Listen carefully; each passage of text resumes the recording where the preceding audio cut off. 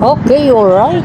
Sana mga umaga, tanghali at gabi po sa ating lahat. Update po tayo tungkol sa Kimbao ganap at showbiz ganap sa ngayon. Bago po tayo mag-update po ay gusto ko lang mag-update kayo ng Merry Christmas in advance and Happy New Year in advance. Okay. Update tayo sa Kimbao. Ayon dito po guys sa ating legit na sources ay may niluluto na po na movie na naman ng Kimbao. Ayon dito narinig lang po natin ito sa ating legit na sources na ang management daw ng Kimbao guys ay parang may niluluto sila kasi tingnan daw nila kung ano yung successful ng kanilang movie at kitang-kita naman natin na mas marami po ang naging nag-abang sa movie nila Kimbao, nila Kim Chiu at saka si Paolo Avellino. Ito guys, spotted daw sila Paolo Avellino at saka si Kim Chiu po na lumabas. Kasama daw nila yung kanilang isang kaibigan. At yun po ay simple lang daw yung kanilang damit para daw po ay hindi daw halata na sila po ay Kimbao or sila Kim Chiu at saka si Paolo Avellino. Pero wala po silang fan guys. Kahit po yung spotted sila, kahit po yung simple yung kanilang damit, hindi po daw sila nakaligtas sa mga tao. Yan po yung sabi nila dito.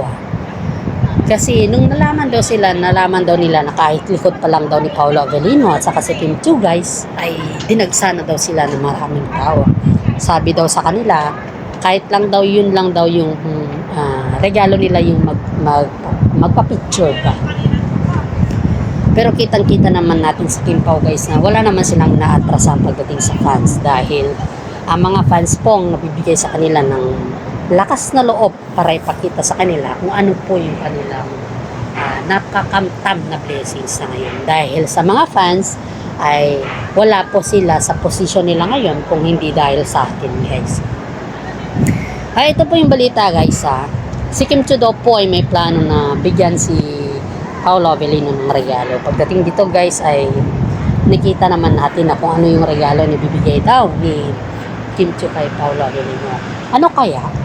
I-comment down below nyo lang po kung ano yung regalo na bibigay ni Kim Chiu kay Paolo Avellino kasi that was the surprise guys. Pero maraming haka-haka guys na may mga paborito daw si Paolo Avellino na hindi daw, hindi daw niya sinasabi kay Kim Chiu, kundi kaya ay sa pamilya lang daw niya sinasabi.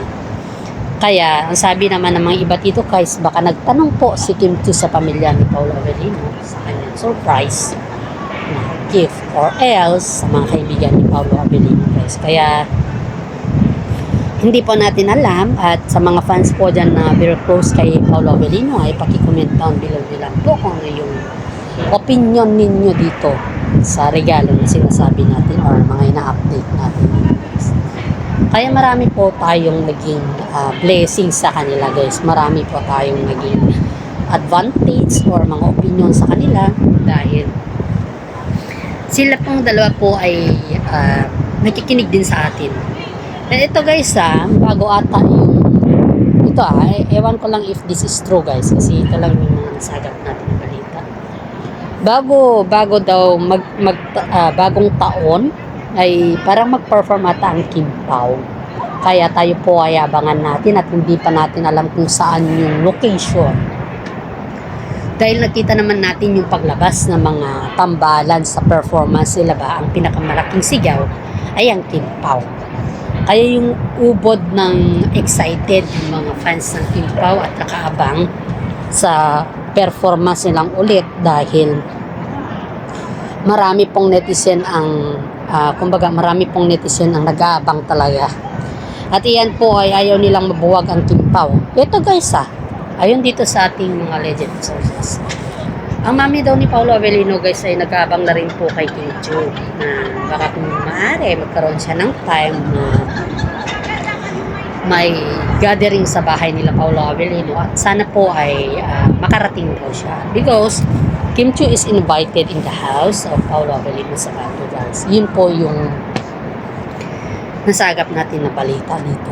And hopefully po makapunta si Kim Chiu dun dahil alam naman natin na sobrang welcome si Kim Chiu sa pamilya ni Paolo Avellino.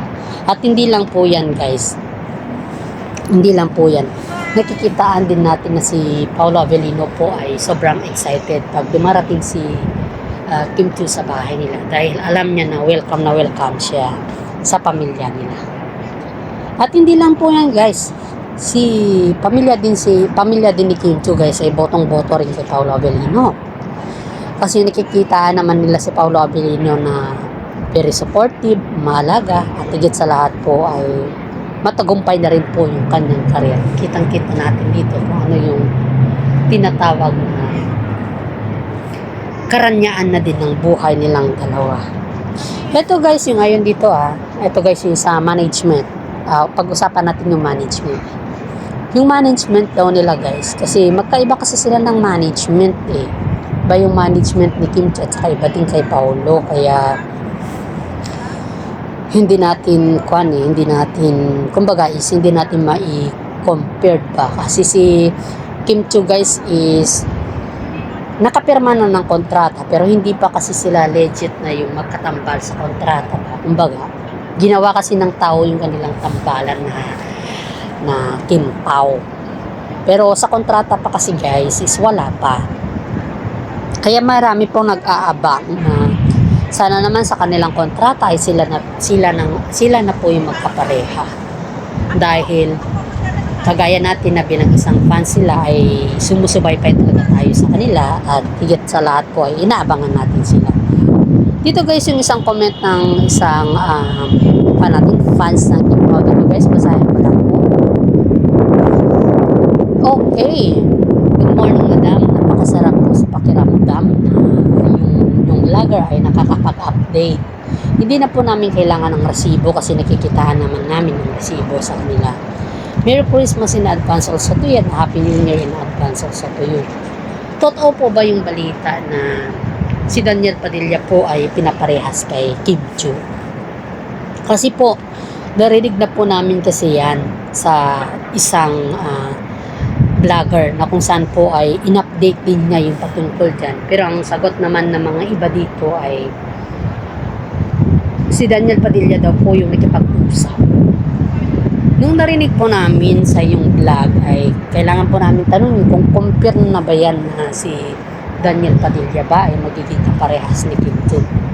Kasi ayaw po namin kay Daniel Padilla na ang gusto po namin ay si Paolo Avellino lang, kasi alam naman natin ang background ni Daniel Padilla na pagdating sa mga ganyan na terms ay baka siya po ay manira sa tambalan. At higit sa lahat dito guys is baka mawawala kagad yung Kim Pao na tambalan. Kasi pag si Daniel naman kasi hirap itong intindihin. At hindi lamang po hirap intindihin, kundi baka gumagawa mo naman siya ng way para makuha niya si Kim Chiu at magkaroon na naman ng tambalan na Kim Niel. Baka yun na yung magiging tambalan nila. Ayaw ko sanang sabihin ito kasi hindi naman ako curious kay Daniel, pero talagang pinapaingay lang siguro si Daniel dahil nga po may gagawin siyang pelikula sa ngayon. Yun yung idea namin dito guys. Yun yung idea namin dito. Pero we're not sure if totoo yung naririnig natin. Pero sa akin guys, wala po akong galit kay Daniel, pero ayaw ko lang talaga na may pareha siya kay Kim Chiu. At hanggang dito na lang po, sana naman po ay masagot ninyo na maayos ang aming comment.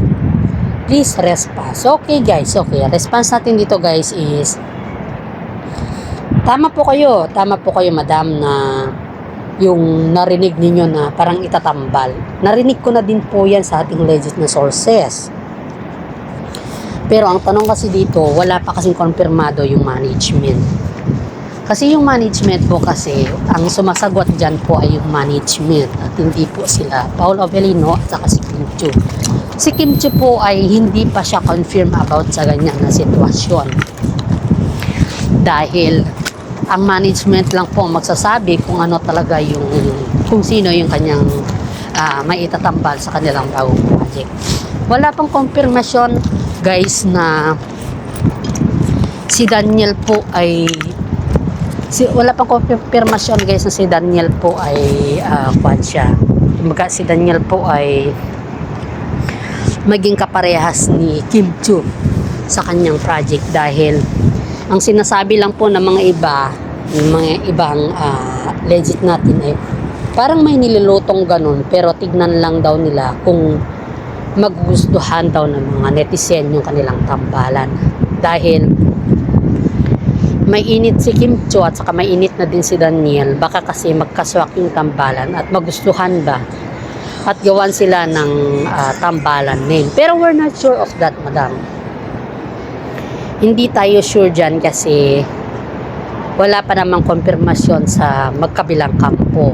Pag yan po ay may konfirmasyon sa magkabilang kampo, ay dyan po natin malalaman yung sinasabi nila na konfirmasyon na sa kanila. Pero sa ngayon guys is wala pa tayong alam na konfirmasyon sa kanila. Kaya abangan po natin kung ano yung mga maibabalita ng mga legit na sources natin dahil pati rin po ako guys is narinig ko na din yan pero ang atin lang ay hindi pa natin alam kung yan po ay may konfirmasyon na sa magkabilang kampo. Marami na pong nagtatanong sa akin yan guys patungkol dyan pero wala pa tayong masasabi na konfirmasyon sa kanila kasi wala pa naman tayong naririnig na may konfirmasyon sa kanila. Kaya abangan natin guys, wag po tayong mawala ng pag-asa dahil pati rin po ako ayaw ko din po na mapunta si Kim Chiu kay Daniel Padilla kasi alam naman natin yung ugali ni Daniel Padilla, di ba? Na alam mo na, hindi na natin pwedeng sabihin pa. Saka mas pabor ako kay Paolo Abilino para kay Daniel Padilla guys. Hindi naman sa inaayawan natin si Daniel patungkol kay Kim Chiu pero parang kumbaga kasi is baka walang manonood sa kanilang dalawa. Yun yung pagkakala ko dito kasi baka yung mga uupo baka sila na yung magiging queen or king ng Monovlogs. Baka sila yung maghahawak sa trono ni Sian din sa Monovlogs. Kaya natatawa ako dito guys sa mga tanong ng mga ating mga fans kasi they are very curious sa Kim Pao at they are very concerned sa Kim Pao. Marami naman po tayo dito ang idolo ang Kim Pao at ayaw mabuwag ang Kim Pao. Kaya nga po tayo dito ay palaging sumusubaybay sa kanila. Maraming salamat po sa pag-update natin lagi sa kanila at yan naman po ang aking masabi. Pag-search naman po ang Peanut Vlog na kung saan po ay patungkol ito sa Kim Pao update. Maraming salamat po at God bless po sa ating lahat. Sana po ay magustuhan ninyo yung ating content kasi yan po ay patungkol sa Kim Pao ganap.